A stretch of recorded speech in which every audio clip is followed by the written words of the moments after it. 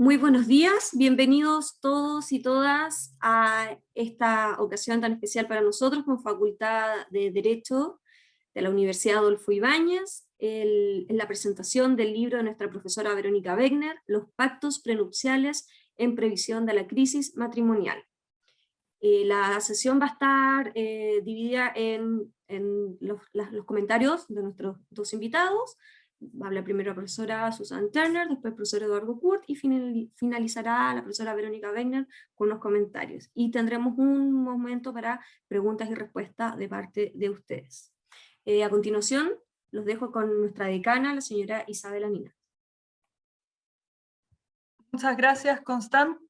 Bienvenidas y bienvenidos a este lanzamiento. Es un gusto estar con todos ustedes. Veo aquí varias caras conocidas de la facultad, pero quiero primero darles las gracias por acompañarnos y especialmente acompañar a Verónica, ¿no es cierto?, en este día tan especial para ella. Antes de presentar a quienes nos acompañan hoy, está revisando los últimos datos que ha publicado el Instituto Nacional de Estadísticas, ¿no es cierto?, sobre las causas de divorcio. Y en los últimos años, ¿no es cierto?, hay más de 61.000 o más de 60.000 casos de divorcio o causas de divorcio que se ingresan al año.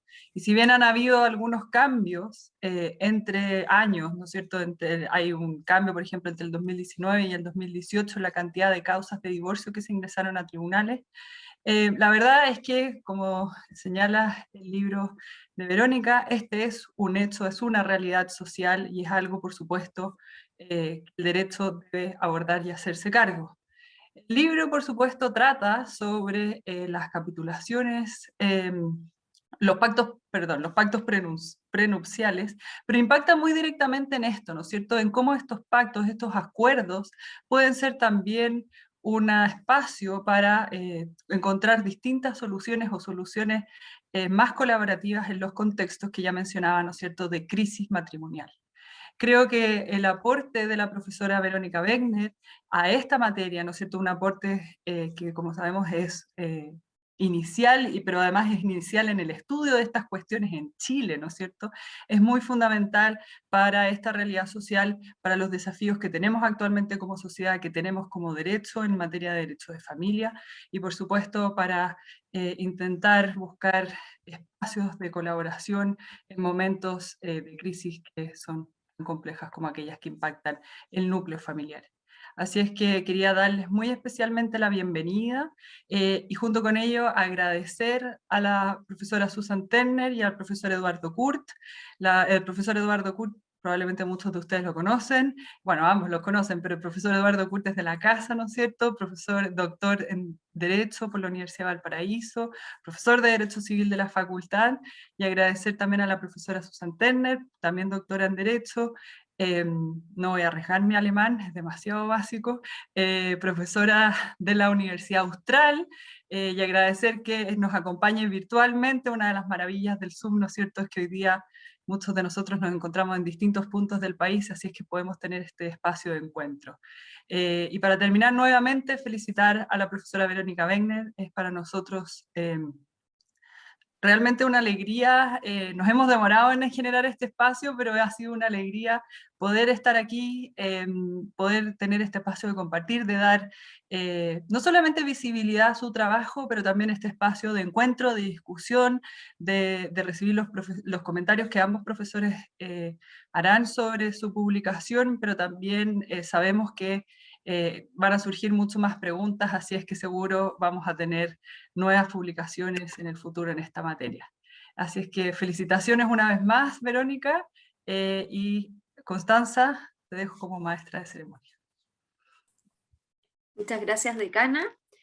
Antes de comenzar, les recordamos y les pedimos que mantengan sus micrófonos en silencio para evitar interrumpir a nuestros comentaristas.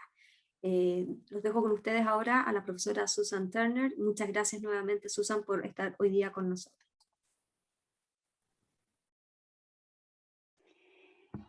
Hola, buenos días.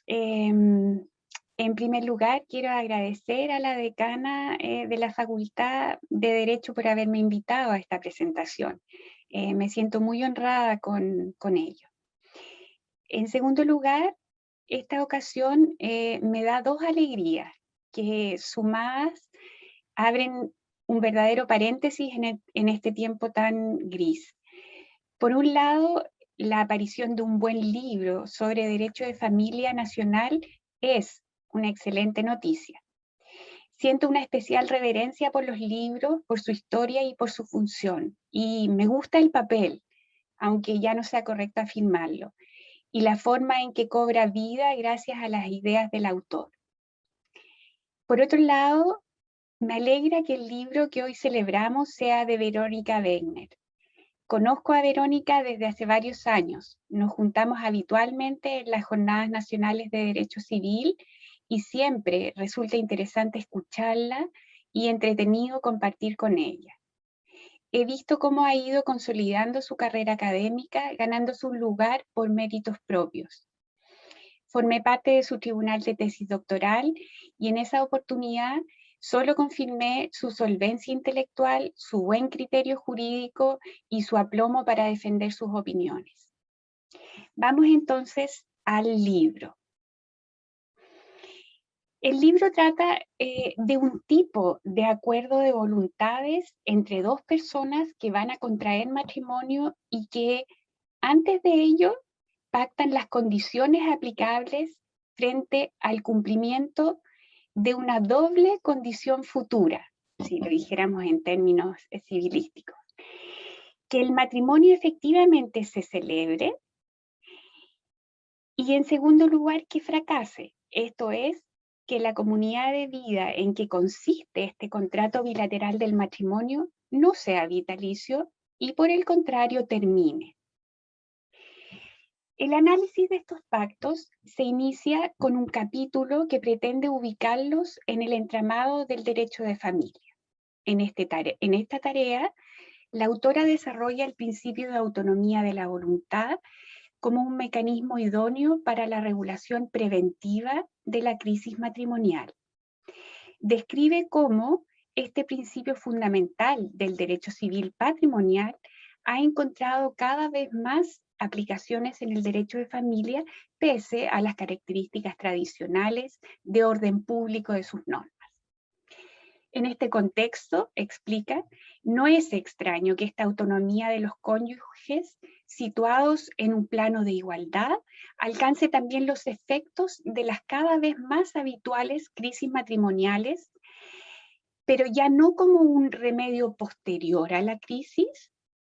Ese es el sentido que tiene actualmente el acuerdo completo y suficiente al que llegan los cónyuges en un proceso de divorcio, sino que con un añadido especial.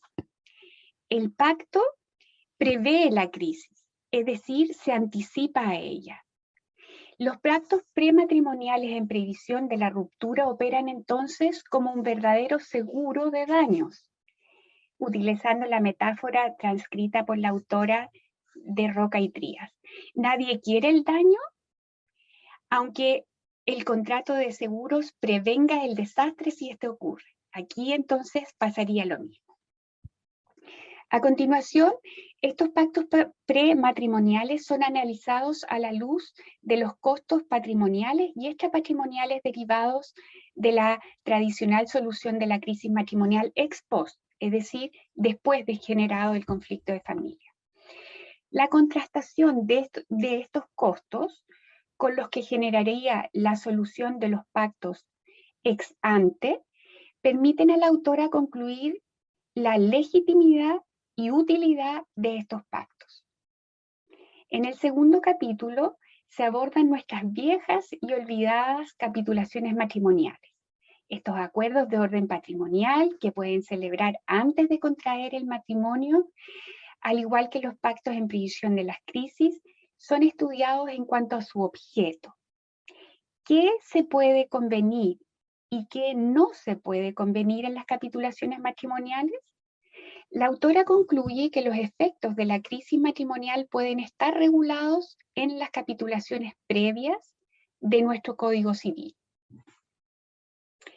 Esta premisa nos guía hacia el tercer capítulo, en que se evalúan en qué podrían recaer los pactos en previsión de la crisis matrimonial que celebran los futuros cónyuges en las capitulaciones matrimoniales anteriores al matrimonio.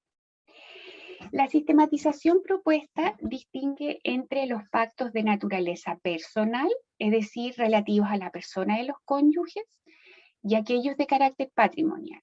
Estos últimos, a primera vista más acordes con las capitulaciones, podrían referirse a la elección del régimen de bienes del matrimonio, a ciertas particularidades de alguno de estos regímenes en especial, al régimen de alimentos entre los cónyuges, a los derechos sucesorios futuros o a la compensación económica.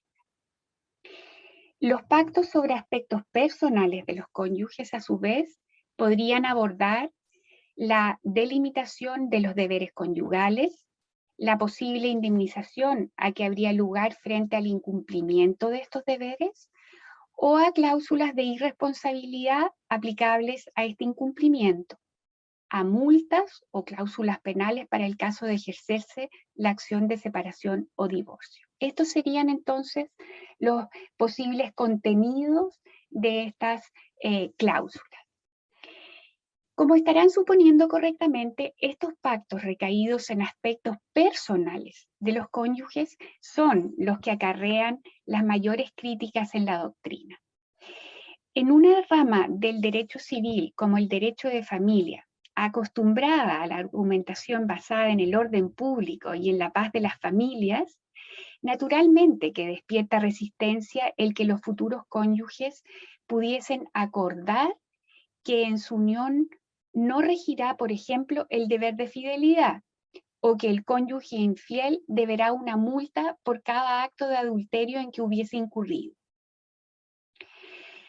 Mención aparte merecen los pactos previsores de la crisis, pero relativos a los deberes de los cónyuges para con sus hijos.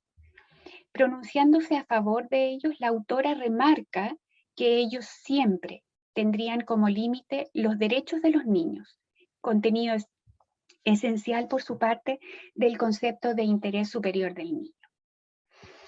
El libro concluye con un anexo muy interesante. Se trata de escrituras tipo de capitulaciones matrimoniales anteriores al matrimonio con cláusulas en previsión de la ruptura. El lector entonces puede apreciar en esos modelos la aplicación de las ideas analizadas durante el desarrollo del libro, logrando algo que en el derecho es muy valioso: el cuestionamiento de instituciones a la luz de casos concretos y no en abstracto. Este brevísimo recorrido por el contenido del libro nos permite apreciar su valor. Detrás de una estructura simple y clara que facilita la comprensión de la institución estudiada y su inserción en el derecho nacional, encontramos ideas originales y bien fundadas. Quisiera en esta oportunidad y en aras al tiempo destacar solo dos de ellas. ¿Quién habría dicho que una relectura de las tradicionales capitulaciones matrimoniales previas al matrimonio podría llegar a ser tan interesante? Se trata de una materia que claramente no despierta pasiones en el derecho matrimonial chileno. Y sin embargo, el libro abre la posibilidad de darle un contenido y un sentido novedosos para el derecho nacional. Nos alejamos del principio que se repite una y otra vez: la autonomía privada tiene cada vez mayor aplicación en el derecho de familia, para acercarnos a una manifestación palpable y útil del principio. Nos alejamos entonces del slogan normativo, una fórmula que pega, que impregna, pero del que no se sabe realmente cuál es su contenido exacto. Por otra parte, y un segundo aspecto que una segunda idea que quisiera recalcar, la autora no cae en la tentación de tomar el camino corto que sería proponer una modificación legal que incorpore expresamente los pactos prenupciales en previsión de la ruptura en el derecho matrimonial chileno, sino que recorre el camino más largo. Toma una vieja institución cuyo sentido original claramente no es el de prever las consecuencias de la ruptura matrimonial, porque pensemos que las capitulaciones matrimoniales estaban pensadas para un matrimonio indisoluble, donde desde el punto de vista patrimonial la mujer literalmente no existía frente al marido, jefe de la sociedad conyugal y dueño de la misma frente a terceros. Y le da un nuevo horizonte a la institución, el de los cónyuges autónomos, independientes, que conscientes de la fragilidad de sus relaciones conyugales y de la posibilidad de terminar con el matrimonio, deciden establecer desde un comienzo los términos de una posible ruptura, apostando por la racionalidad que podrían darle a dichos términos en ese momento, a diferencia de lo que ocurriría en el momento en que la ruptura ya se hubiese producido y las relaciones de los cónyuges naturalmente estuvieran deterioradas. Desde luego, queda flotando una cuestión relevante que no desmerece en nada la tesis de la autora. ¿Es realista pensar que dos personas que recién iniciarán su vida, su proyecto en común, acuerden los términos de una eventual ruptura? Esta pregunta me rondó durante la lectura y no tengo una respuesta clara para ella.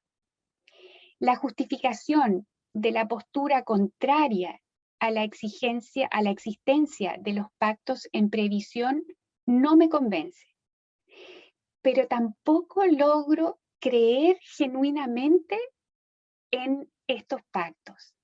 Ese es mi dilema.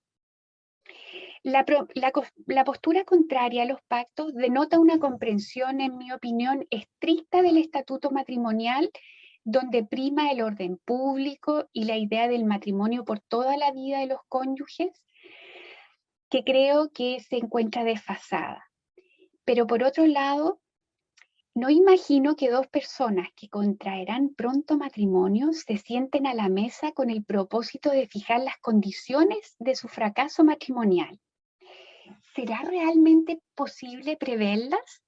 Y por lo mismo, ¿serán exigibles tiempo después, al momento en que realmente se produzca la ruptura?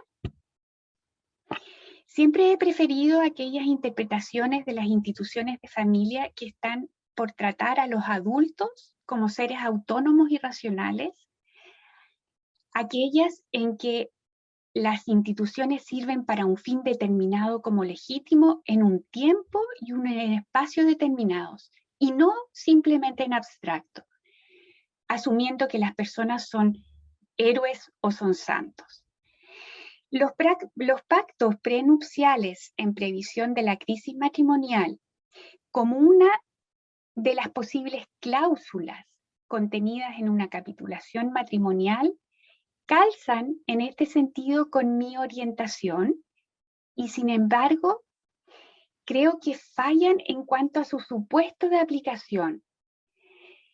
Así como la regulación voluntaria de los efectos de las crisis matrimoniales resulta muy difícil cuando ella ya se produjo, también la que se les anticipa parece poco realista, diría yo. Pero esa duda de fondo, desde luego, no quita mérito alguno a este gran libro. Entonces, gracias, Verónica, por este aporte que haces a la disciplina que cultivamos. Muchas gracias, Susan, por tu comentario. Ahora dejo con ustedes al profesor Eduardo Kur. Eduardo. Ok. Bueno, agradezco a nuestra decana, María Isabel Aninat, también la invitación a esta presentación, y aprovecho de saludar a mis colegas Susan Turner y Verónica Wegner, queridas amigas, y a todos los demás asistentes virtuales a este encuentro, la mayoría de los cuales son caras conocidas. Es para mí un agrado participar en la presentación de este libro que se llama Los pactos en capitulaciones matrimoniales prenupciales en previsión de la crisis matrimonial, una relectura de las capitulaciones matrimoniales en Chile, del cual es autor la profesora Verónica Wegner. Un agrado no solo porque se trata de un muy buen libro, según ya le manifesté a ella, sino también por el aprecio que siento por la autora, a quien conozco hace más de 15 años. El libro, como decía, trata de los pactos en capitulaciones matrimoniales prenupciales, comillas, en previsión de la crisis matrimonial. Porque como dice una frase citada al comienzo por la autora, el matrimonio es para toda la vida, mientras dure el amor, dice ella, muy poéticamente. Añadiría yo, y mientras dure también la paciencia y la tolerancia de ambos cónyuges. Es que la conciencia de la complejidad de las relaciones matrimoniales no es algo reciente. George Bernard Shaw, dramaturgo, crítico y polemista irlandés, describió el matrimonio como una institución que mantiene unidas a dos personas bajo la influencia de la más violenta, más insensata, más engañosa y más transitoria de las pasiones. Se les exige que juren que permanecerán continuamente en esa condición palpitante, anormal y agotadora hasta que la muerte los separe. Por su parte, Bertrand Russell, filósofo, matemático y escritor inglés, en su libro Matrimonio Moral, un libro del año 1929, que causó cierto escozor en la época, apunta: el amor solo puede florecer mientras es libre y espontáneo. El pensamiento de que es obligatorio lo mata. Decirle a uno que su obligación es amar de tal o cual modo es el medio más seguro de inducirle a odiar. Como ven ustedes, desde antiguo los autores han planteado que las relaciones matrimoniales no son simples y que pueden, desde luego, conllevar a crisis. Conociendo a Verónica Wegner, yo habría apostado a que escribiría una muy buena obra. No quise apostar, porque la apuesta habría sido nula por dolo. En efecto, como dice el conocido artículo 2261 del Código Civil, hay dolo en el que hace la apuesta si se sabe de cierto que el hecho se va a verificar. La capacidad de la autora, la disciplina y responsabilidad con que ella desarrolla sus actividades académicas son elementos configurativos del dolo con que yo habría obrado si es que hubiera apostado. No aposté, pero tampoco me equivoqué. Hizo ella un muy buen libro. El primer mérito de la autora es haber escrito un libro necesario, que llena un vacío y que servirá de guía y apoyo a abogados, profesores y estudiantes. En verdad no existe en Chile una obra monográfica sobre pactos prenupciales. Es esta la primera. Y quizá la otra que después trata con algún detalle esta materia es el Tratado de Alessandri del año 1935. Es imposible en el tiempo que dispongo, y además ya Susan hizo una excelente reseña del contenido del libro, referirme a los diversos puntos que éste aborda. Así que voy a reseñar muy brevemente algunos contenidos que me parecen salientes. El texto contiene una introducción, 3 capítulos divididos en secciones y un anexo, más la bibliografía completa y actualizada. En el capítulo 1, la autora trata de la autonomía de la voluntad en el derecho de familia como mecanismo idóneo para la regulación preventiva de la crisis matrimonial. Se refiere en este capítulo, y me llamó la atención, a la relevancia del momento de la regulación de la crisis matrimonial y a los mitos y realidades en torno a la contratación prenupcial, lo cual apunta a lo que ya señalaba Susan en cuanto a prever una situación así ya antes de casarse. Expone la autora en esta parte con un cierto desenfado juvenil que si bien una negociación anticipada acerca de las consecuencias de una eventual crisis que se siga después de contraer matrimonio podría generar, dice comillas, cierto recelo a primera vista, considera que esto no debiera generar mayor encano, esto es mayor oposición, que el que se advierte en un sujeto diligente que contrata un seguro o de un individuo que se propone otorgar testamento. Aunque una convención preventiva, concuerdo, puede ser muy racional, no estoy muy seguro de que puedan homologarse estas situaciones, por lo menos en un primer matrimonio. No se ve fácil poder juntarse con la pareja con la cual todavía uno no se ha casado y decir, mira, si es que nos divorciamos, vamos a hacer esto y esto y esto.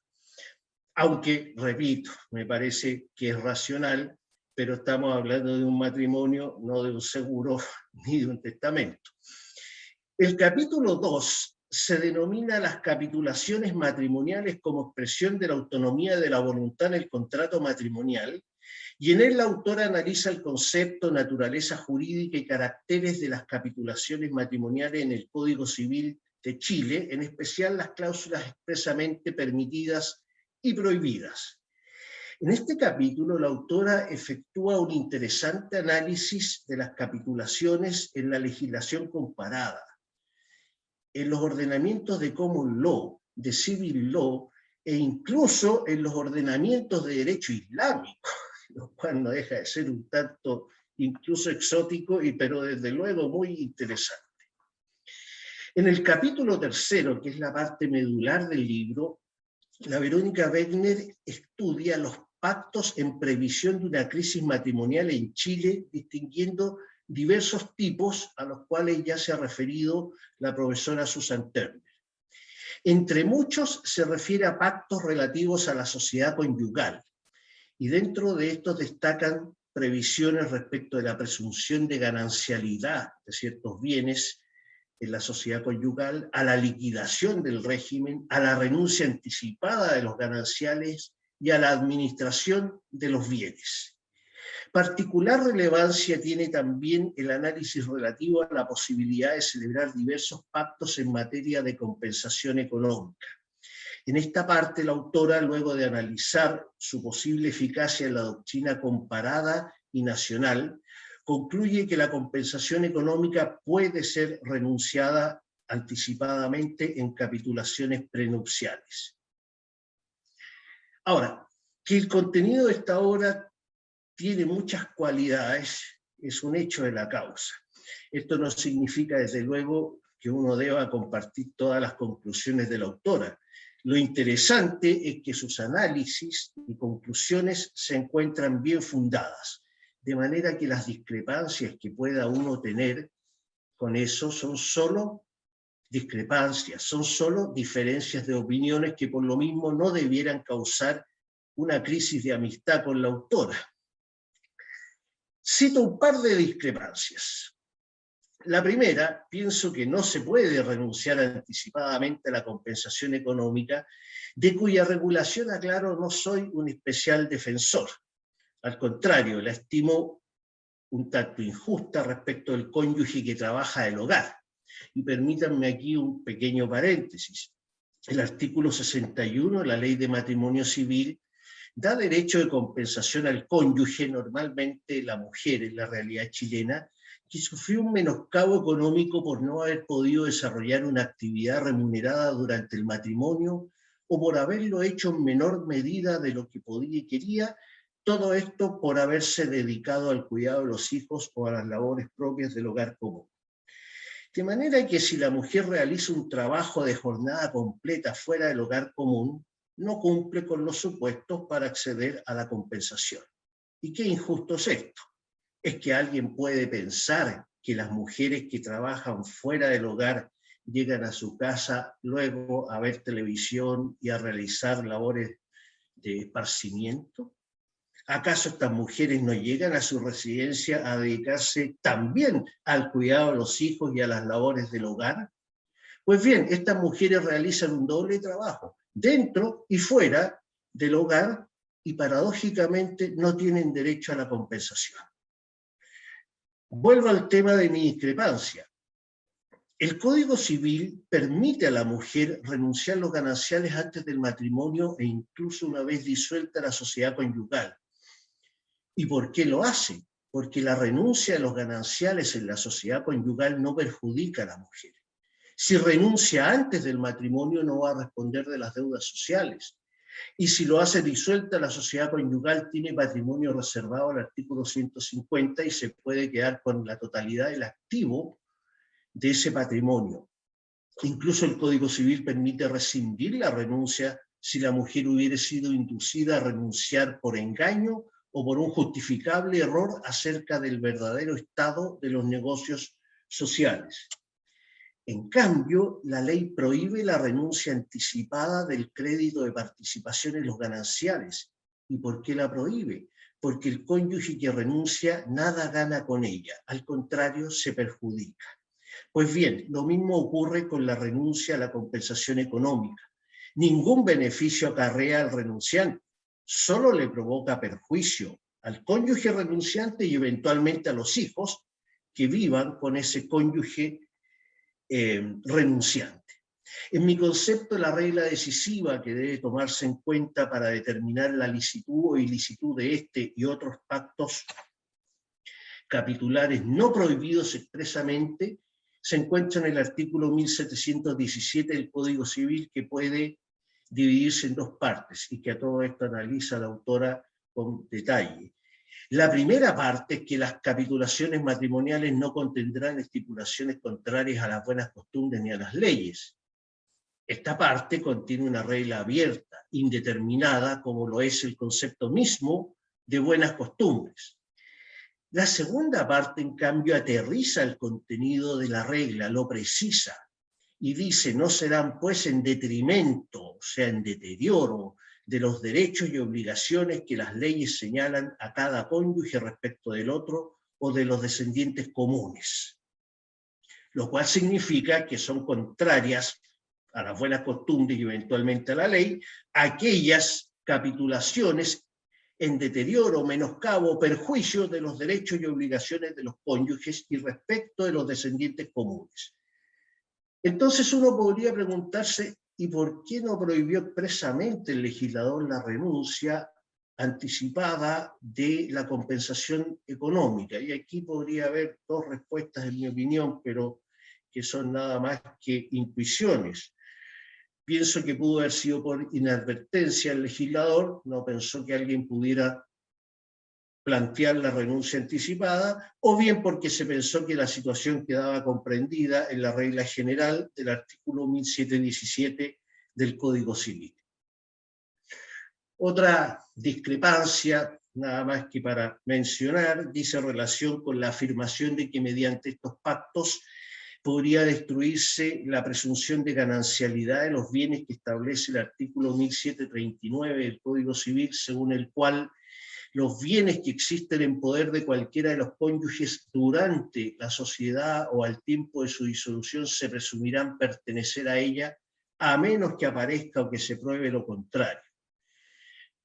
Lo cierto es que en esta parte la autora menciona diversas disposiciones en apoyo de esta posibilidad de desvirtuar esta presunción simplemente legal del artículo 1739, comenzando por la regla del artículo 1547 del Código Civil y otras que permiten expresamente la alteración de las reglas sobre carga de la prueba, pero que son todas del derecho civil patrimonial, donde esta posibilidad también se controvierte, se discute. Sin embargo, en el derecho de familia, o derecho de las familias, como algunos lo llaman hoy día, impera una lógica diferente de la que inspira el orden civil patrimonial. Ya hablaba la profesora Turner de normas donde prima el interés público, ¿no es cierto?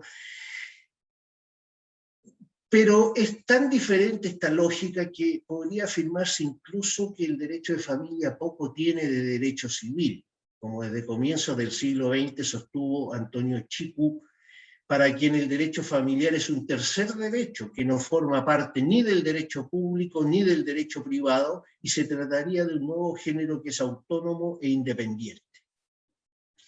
De tal manera que no me parece solucionar controversias en el derecho de familia, o por lo menos dudas que puedan generarse de la aplicación de ciertas normas, recurriendo a normas del derecho patrimonial. Puede ser esto un poco engañoso.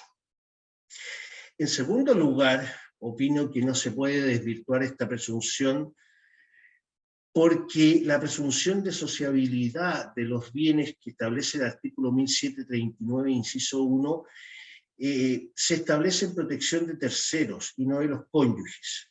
Por esto la confesión de los cónyuges no vale como prueba y solo se mira como una donación revocable. Y tiene por objeto proteger entonces más bien a terceros que a los cónyuges, y por lo tanto yo creo que no podría en una capitulación matrimonial previa desvirtuarse esta presunción, digo, simplemente legal de sociabilidad de los bienes. Pero en fin, son dos puntos que he elegido al azar, en particular el de la compensación económica por el interés práctico que tiene, y son todos temas discutibles porque, como digo, la autora no es que haga las afirmaciones que he mencionado, las fundamenta. Pasa revista a la doctrina en favor y en contra de este tipo de estipulaciones y luego da su opinión siempre fundada. Y ese es uno de los méritos que se aprecian a lo largo de toda su obra. En fin, termino estas palabras señalando que a todos nos vendrá muy bien una lectura detenida del libro y felicitando a la autora por su excelencia. Muchas gracias. Muchas gracias, profesor Kurt, por tus palabras. Ahora dejamos con ustedes a la profesora Verónica Wegner, nuestra autora. Muchas gracias.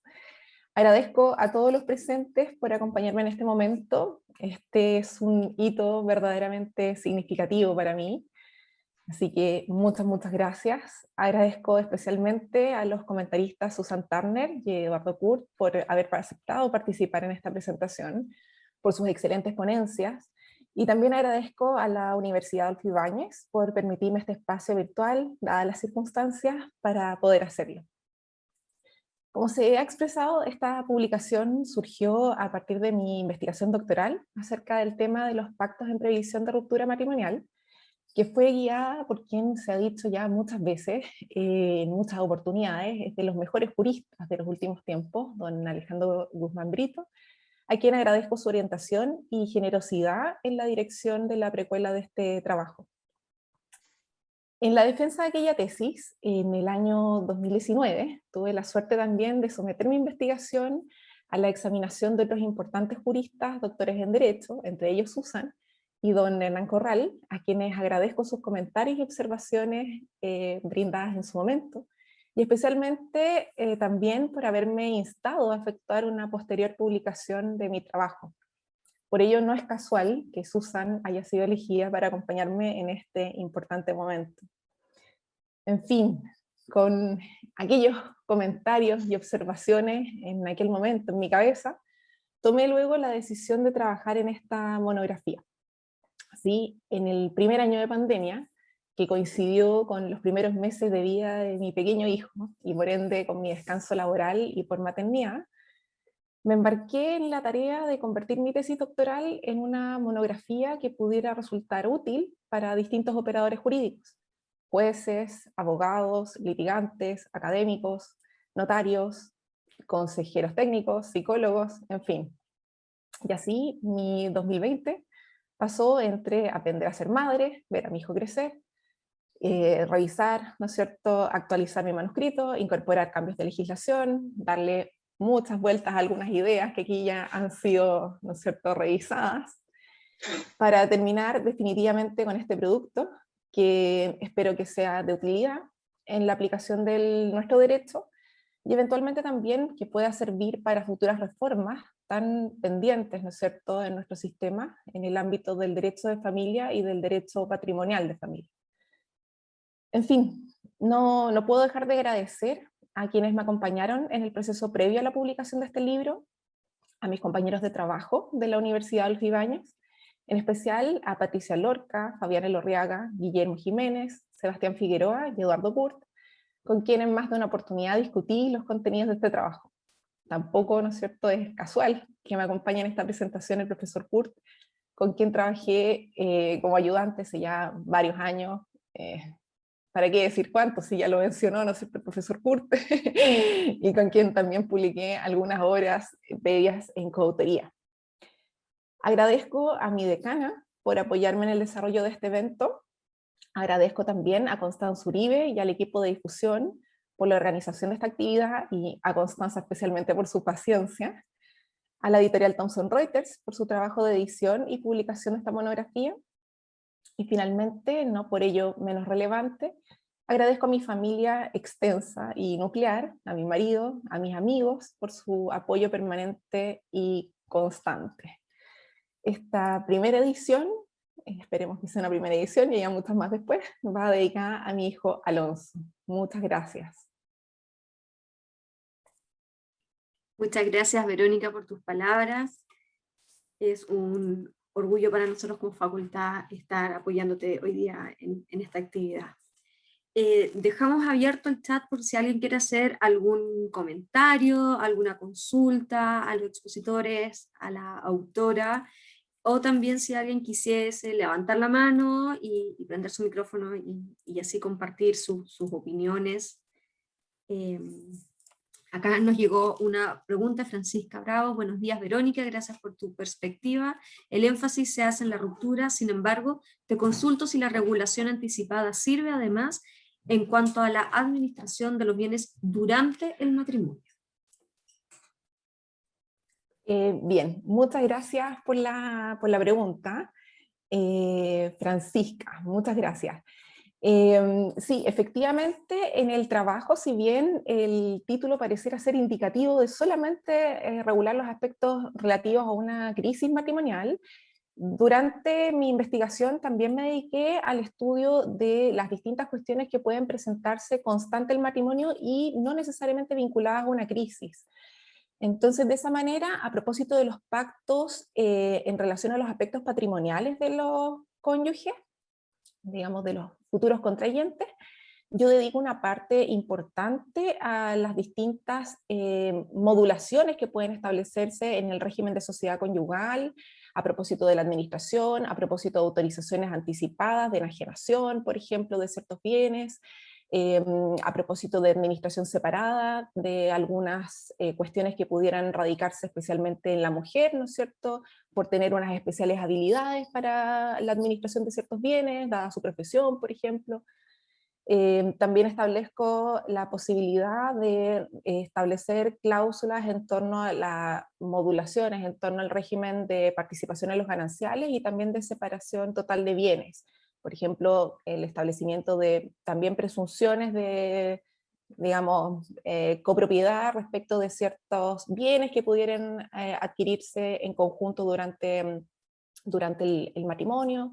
Y de esa manera no solamente me refiero en exclusivo, digamos, si bien el punto principal son las cuestiones relativas a la crisis, también desarrollo algunas cuestiones relativas a la administración de bienes y a otras materias constantes del matrimonio. Por lo tanto, no solamente, digamos, y aquí me paso también a referirme a un punto que mencionaba Susan. La verdad es que en esta discusión acerca de la vida futura que van a llevar los cónyuges, no solamente estoy pensando en que ellos se sienten en la mesa y discutan acerca de una eventual ruptura, que eso sí es algo que puede ocurrir y que uno dice, qué poco romántico, ¿no es cierto?, que alguien haga eso, una cosa como extraña. Pero lo que sí ocurre es que normalmente las personas mayores de edad o que, digamos, que son, digamos, que tienen una cierta madurez, sí piensan acerca de cómo se va a desarrollar su vida futura, cómo se va a desenvolver, qué, digamos, qué roles, qué funciones van a adoptar en el matrimonio, y esto lo hacen de manera expresa o tácita, ¿ya? Digamos, normalmente eso se hace cuando las personas toman la decisión de contraer matrimonio. De esta forma, en este caso, mi propuesta es que aquellas cuestiones aquellas atribuciones de roles, aquellas discusiones acerca de cómo llevaremos la vida futura, las plasmemos por escrito, tengamos, digamos, un elemento que nos permita reflexionar concienzudamente acerca del desenvolvimiento de la futura relación y eventualmente también ver las consecuencias, ¿no es cierto?, que podría aparejar que esta empresa, ¿no es cierto?, que esta aventura no termine de la manera que uno habría esperado al momento de contraer el vínculo. Muchas gracias, Verónica. Te llegan felicitaciones, muchas felicitaciones. Lucía Rizik, felicitaciones, Verónica. Tu trabajo es un gran aporte por su calidad y novedad, te deseo mucho éxito. Jimena Pacheco, felicitaciones, eres un orgullo para las generaciones futuras que necesitarán de este estudio, y para tu familia un abrazo a la distancia.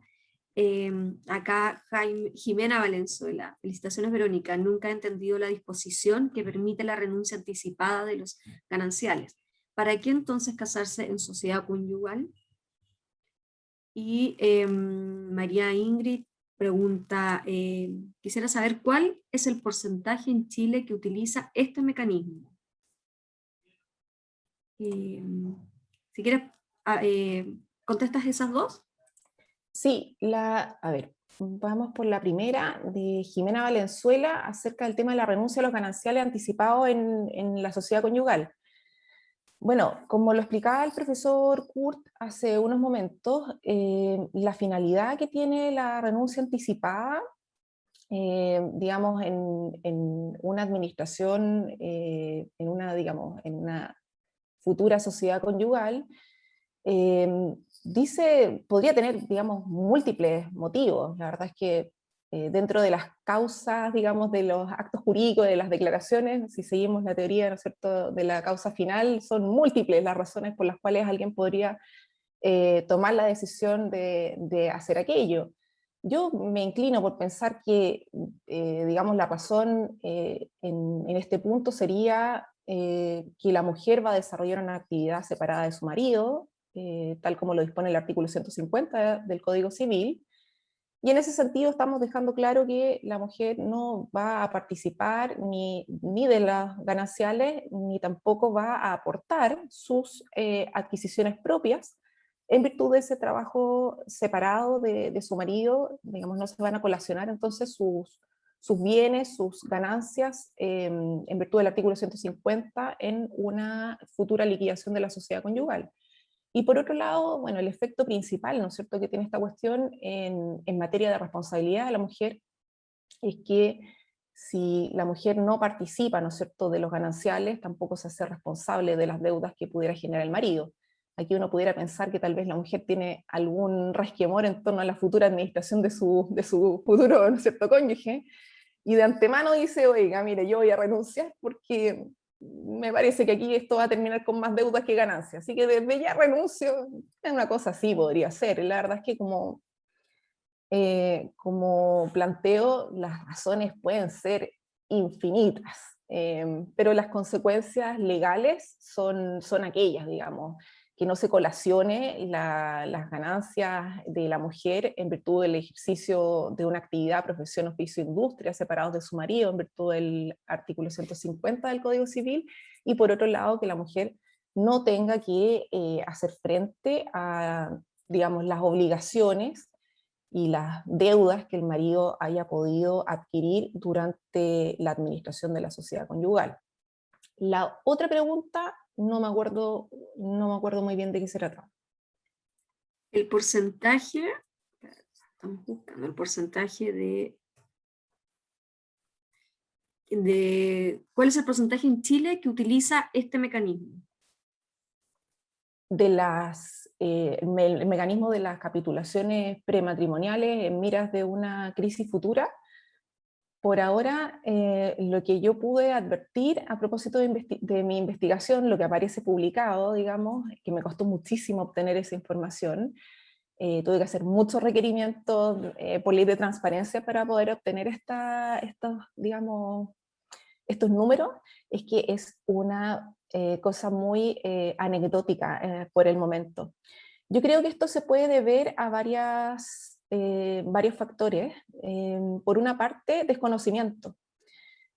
Desconocimiento de la posibilidad de poder utilizar las capitulaciones no solo para la elección del régimen de bienes. De hecho, creo que de los mismos porcentajes, ¿no es cierto?, que tenemos de sociedad conyugal en Chile, uno puede advertir que la gente no sabe que puede elegir un régimen distinto al de la sociedad conyugal. Eso como primer punto.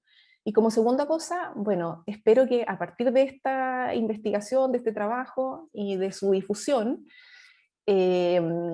los, digamos, ciudadanos comiencen a utilizar las instituciones que están a su disposición, comiencen a darle una vuelta, ¿no es cierto?, a los contratos que celebran, comiencen a prever distintas cuestiones y precisamente utilizar esta herramienta, que es una herramienta que no es cara, es una herramienta que es barata, digamos, es una escritura pública, y que puede significar en el futuro un ahorro importante en un procedimiento judicial, un ahorro importante en tiempo, en evitarse dolores, en evitarse tener que contratar a un abogado, ¿no es cierto?, muy prestigioso que les pueda resolver, ¿no es cierto?, los problemas que se están suscitando en un juicio, y bueno, y todo el desgaste que supone el proceso.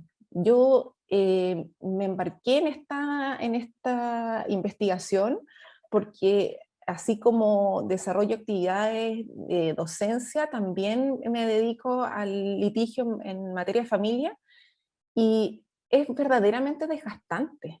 Los juicios son juicios que son, no, o sea, no solamente desgastantes para las partes, también para el abogado tiene que hacer frente a cuestiones que no solamente son de índole jurídica, los problemas propios de la tramitación, sino que también a toda la carga emocional que llevan las partes al momento de exponer un proceso ante un juez.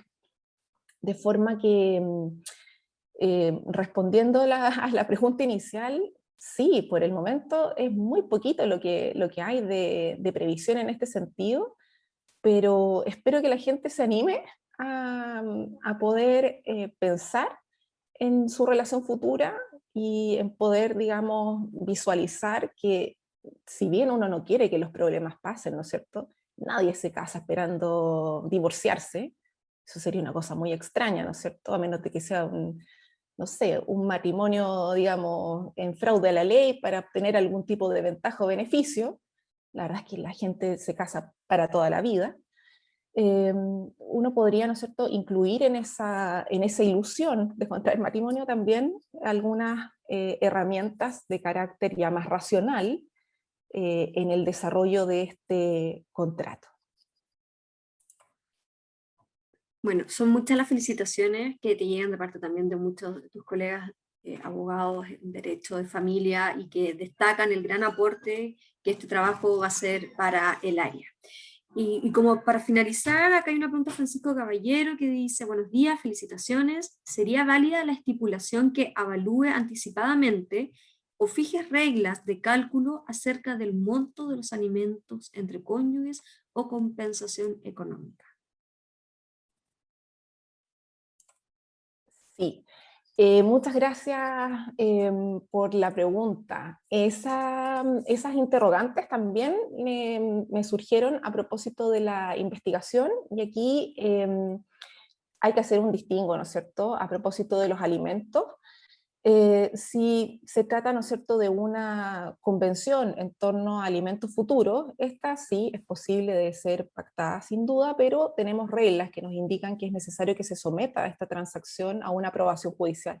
De forma que aquí solamente no nos bastaría el acuerdo de las partes plasmado en el instrumento, sino que es necesario someter esta cuestión a una aprobación judicial, ¿ya?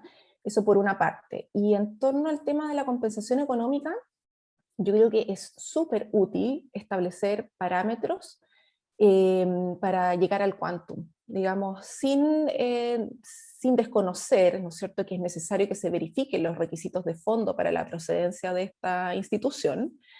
Me parece que existiendo aquellos elementos, ¿no es cierto?, que establece la 19.947, es necesario y es prudente que las propias partes pudieran incorporar digamos, cuáles van a ser los factores que se van a considerar para efectos del cálculo futuro. Por ejemplo, no sé, si la mujer, o estoy pensando en la mujer porque normalmente en la práctica es la mujer la que solicita la compensación económica, dada, ¿no es cierto?, la realidad social.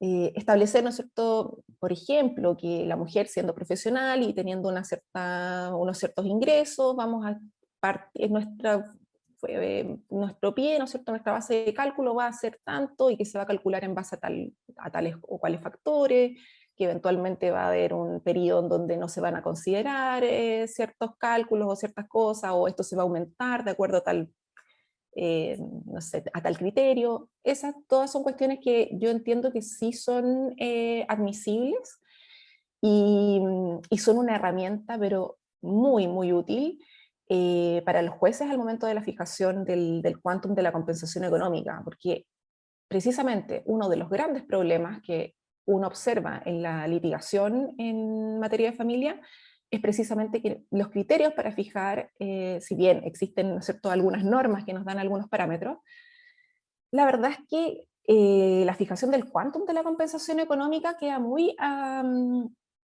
la apreciación personal, ¿no es cierto?, del juez, y no existen criterios que sean objetivos para llegar a su estimación. Entonces sí, hay jueces que fijan compensación a modo prudencial en una suma X, otros jueces que establecen la compensación en base a lo que habría ganado la mujer, ¿no es cierto?, fijándolo esto, haciendo una proyección en base a la cantidad de años que no trabajó o que trabajó menos de lo que quería y podía.